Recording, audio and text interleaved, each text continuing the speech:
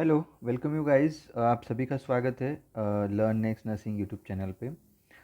तो हम लोग यहाँ पे ये वीडियो लेके आए हैं कि महाराष्ट्र में जो लड़के हैं या जो लड़कियाँ हैं जिनका 12th हो चुका है और जिन लोगों को एएनएम और जीएनएम करना है, ओके, इनके लिए महाराष्ट्र की एमएच सीईटी हुई थी।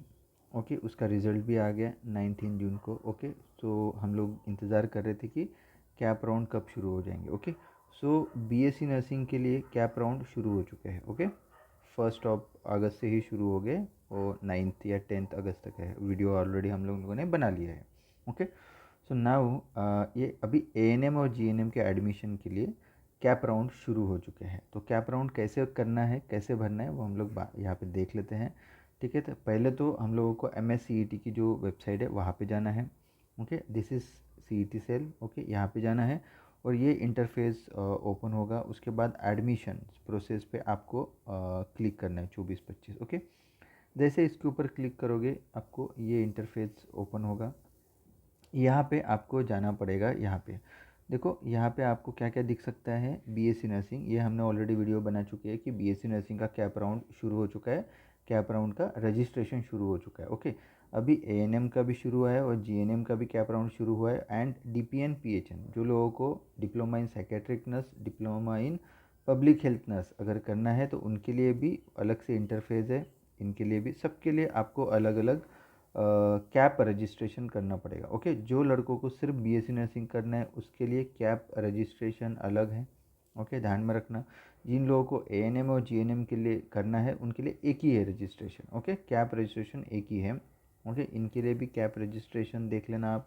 ओके, एंड डीपीएन के लिए अलग से कैप रजिस्ट्रेशन है। तो जिसको भी आपको फॉर्म भरना है, ओके, वहाँ पे क्लिक करना है। जैसे कि हम लोग क्लिक कर लेते हैं अभी यहाँ पे एएनएम जीएनएम के लिए। ओके, सो एएनएम ये डीपीएन का है। ओके, ठीक है, हम लोग एएनएम जीएनएम पे क्लिक कर देंगे तो ये ओपन हो जाएगा। तो सबसे पहले जैसे ये ओपन हो जाता है आपको क्या करना पड़ेगा, सबसे पहले एएनएम का और जीएनएम का जो भी ब्राउचर है वो आप पढ़ लेना। ये नोटिस तो आपको पता चल जाएगी। ठीक है, तो नोटिस में क्या लिखा है, नोटिस में लिखा है कि भाई कैप राउंड शुरू हो चुके हैं। ओके, तो कैप के लिए रजिस्ट्रेशन करना है, जैसे भी मैंने अभी इंटरफेस दिखाया आपको।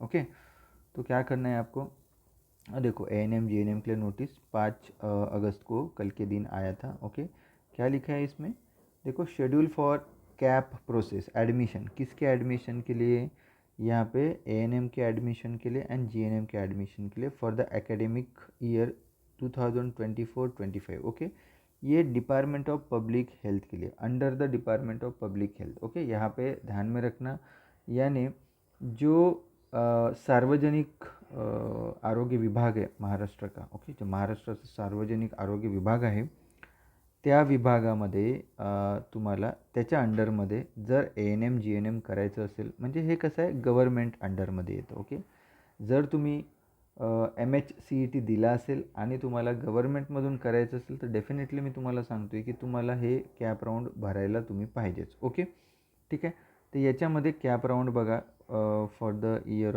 ह्याच वर्षीसाठी। ओके, याच्यामध्ये दिसू शकतं। ओके, एएनएम आणि जीएनएमसाठी।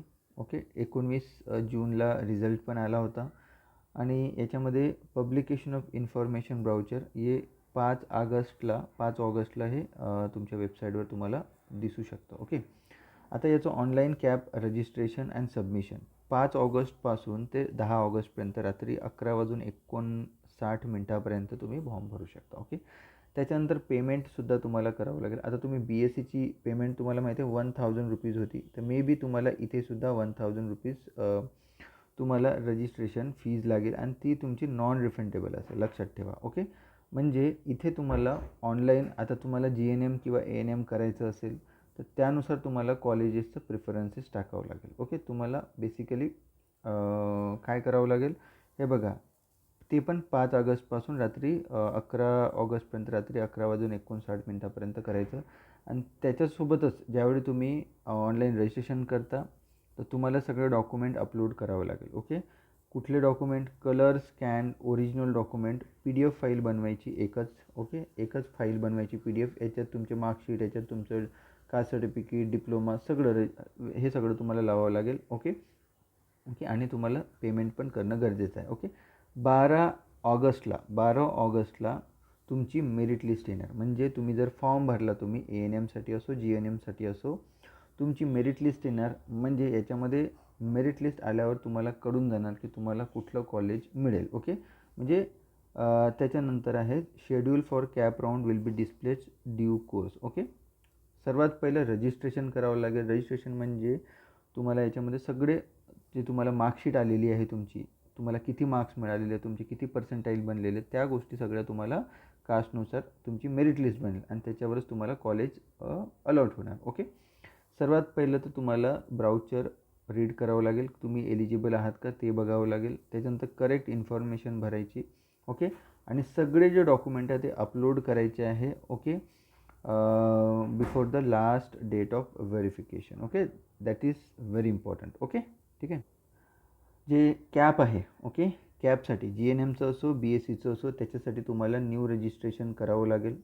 जर तुम्ही पासवर्ड विसरला असेल, ओके, जे तुम्ही ऑलरेडी बनवलं असेल तर काहीच प्रॉब्लेम नाही. नसेल तर फॉरगेट करायचं आणि मग नवीन बनवून घ्यायचं. आणि न्यू रजिस्ट्रेशन असेल तर न्यू रजिस्ट्रेशन करायचं. ओके. याच्यामध्ये तुम्ही नंबर आणि पासवर्ड तुम्ही टाकून पुढे जाऊ शकता. ओके. ठीक आहे. आता ब्राउचर बघून घेऊ की ब्राउचर पण व्हेरी इम्पॉर्टंट. ओके. हे GNMचं तुम्हाला दिसू शकतं.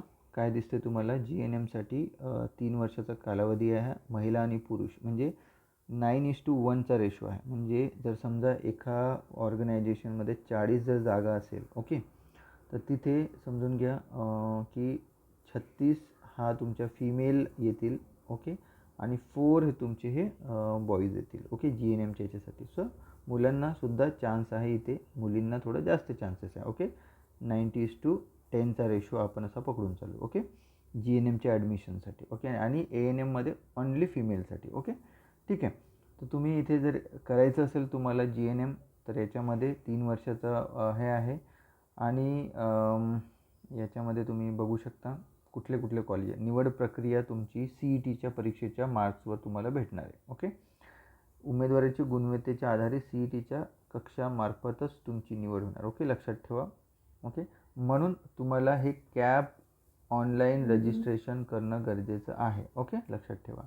MHCETच्याच आधारावर तुम्हाला DPN, PHN, ANM, GNM अभ्यासक्रमासाठी MH नर्सिंग CETचे याच्या कार्यालयाच्या मार्फत घेण्यात आलेल्या सदर परीक्षेच्या निकालानुसारच तुमची त्याच्या गुणवत्तेच्या आधारावर तुमची निवड करण्यात येईल. ओके. आता जिल्ह्यानुसार, ओके, आता जवळपास आपल्या किती आहे ओके, तर 23 जिल्ह्यांमध्ये आपलं गव्हर्मेंटचं जे सार्वजनिक आरोग्य विभागाचं जे GNM स्कूल आहेत त्याच्यामध्ये 23 कॉलेजेस आहेत. ओके. प्रत्येक कॉलेजमध्ये किती 40 विद्यार्थी घेऊ शकतात. ओके. ठाणे आहे, रायगड आहे, सातारा आहे, सिंधुदुर्ग आहे. ओके. प्रत्येक डिस्ट्रिक्ट जे हॉस्पिटल आहे, डिस्ट्रिक्ट हॉस्पिटल लागून ANM आणि GNM कॉलेज आहे. ओके. ANMचे 23 आहेत, GNMचे 23 आहेत. ओके. आणि ANMचे तुमचे किती आहेत 35 कॉलेजेस येतात. ते मी तुम्हाला पुढे दाखवणारच आहे.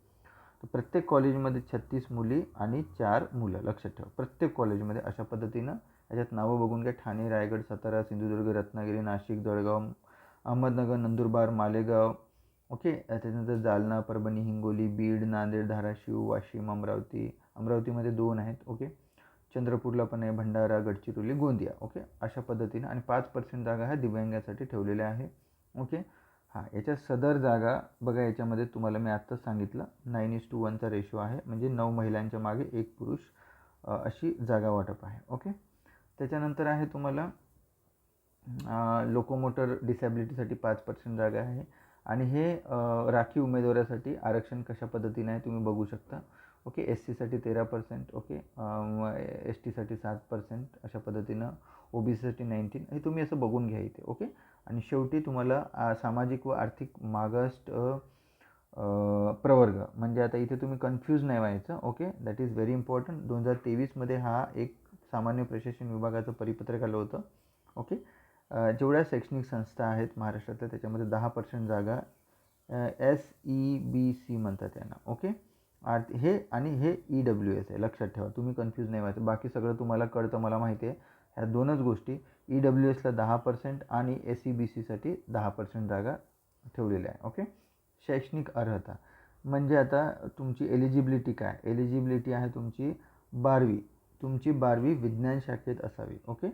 लक्षात ठेवा, विज्ञान शाखेमधूनच जे पास झालेले आहेत त्यांनाच GNMसाठी गव्हर्नमेंटसाठी तरी. ओके. जे हे हे सार्वजनिक आरोग्य म्हणजे गव्हर्नमेंट. प्रायव्हेटसाठी आता ते प्रायव्हेटवाले पण फॉर्म भरू शकतात. ओके. असं नाही की गव्हर्नमेंटच म्हणून. ओके.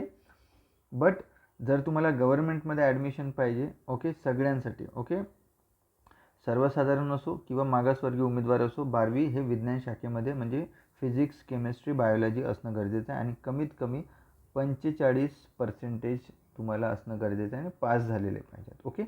तुम्हाला सर्टिफिकेट कुठले लागेल बघा, शाळा सोडल्याचं लिव्हिंग सर्टिफिकेट, 10वीचं, 12वीचं. ओके. देन अटेम्प्ट सर्टिफिकेट लागेल तुम्हाला, डोमेसाईल लागेल, एज, नॅशनॅलिटी, जात प्रमाणपत्र, जात वैधता, ओके, नॉन क्रिमिलियर आणि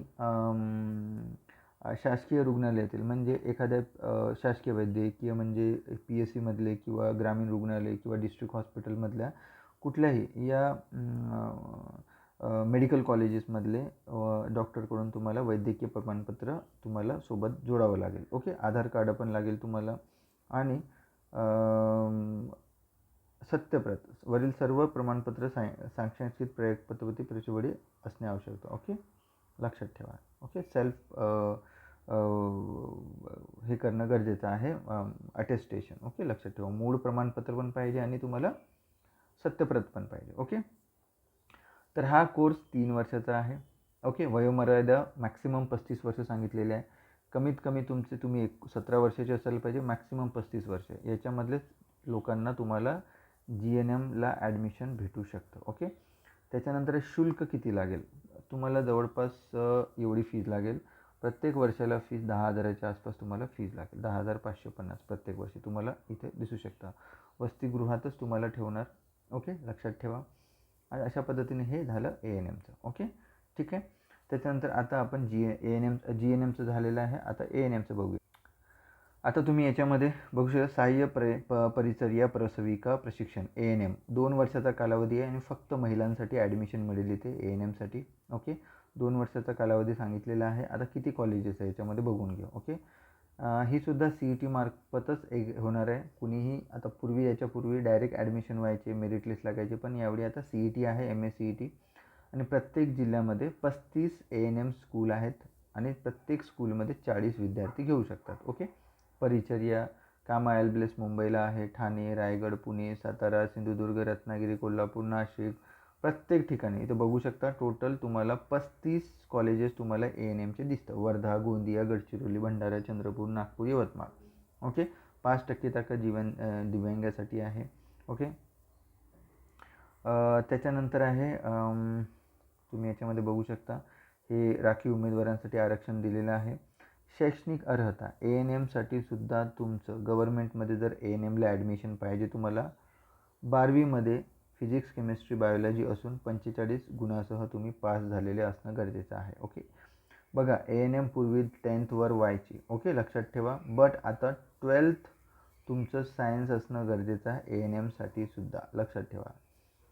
ANMसुद्धा गव्हर्नमेंटमधून करायचं असेल तर 12th सायन्स असणं गरजेचं आहे. डॉक्युमेंटची लिस्ट सेम GNMला जी लिस्ट आहे तीच तुम्हाला ANMला लागेल. ओके. लक्षात ठेवा. वयोमर्यादा ते 17 ते 35 वर्ष. शुल्क किती लागेल शुल्क तुम्हाला इथे सुद्धा ANMच्या ॲडमिशनसाठी सुद्धा 10,000 प्रत्येक वर्षी, म्हणजे 2 वर्षाची 20,500 तुम्ही पकडून घ्या अशा. आणि GNMसाठी तुम्हाला 30 ते 35,000चा खर्च येईल. ओके. अशा पद्धतीनं ANM GNMबद्दल मी तुम्हाला सांगितले आहे की तुम्ही ॲडमिशनला म्हणजे कॅप राऊंड सुरू झालेले आहे. कॅपचं रजिस्ट्रेशन करणं गरजेचं आहे. विदाऊट कॅप रजिस्ट्रेशन ANM GNMसाठी तुम्हाला गव्हर्नमेंटमध्ये, ते पण सार्वजनिक आरोग्य खात्यामध्ये, ओके, सार्वजनिक आरोग्य खात्यामध्ये ANM GNM गव्हर्नमेंट खात्यामध्ये एकदम कमी दरामध्ये, ओके, जवळपास 10,000 प्रत्येक वर्षाची फीज आहे. अशी मिळून 30,000 फीज होणार फक्त 3 वर्षाची आणि वसतिगृह वगैरे सगळं फ्री असतं. तर सर्वात पहिलं तुम्हाला ह्या इंटरफेसवर यावं लागेल, तुम्हाला रजिस्ट्रेशन करावं लागेल आणि तुमची सगळी माहिती भरावी लागेल आणि त्याच्यानंतर तुमची मेरिट लिस्ट लागेल आणि तुम्हाला कॉलेज अलॉट होईल. ओके. तर अशा पद्धतीनं ही इन्फॉर्मेशन आहे ANM GNMच्या ॲडमिशनसाठी. तर मित्रांनो, जर व्हिडिओ आवडला असेल तर प्लीज लाईक करा. नक्कीच तुमच्या मित्रमैत्रिणीपर्यंत मॅक्सिमम शेअर करा. ओके. जशी याच्याविषयी पुन्हा काही अपडेट येईल डेफिनेटली मी लवकरच व्हिडिओ घेऊन येणार. ओके, तोपर्यंत धन्यवाद. जय हिंद.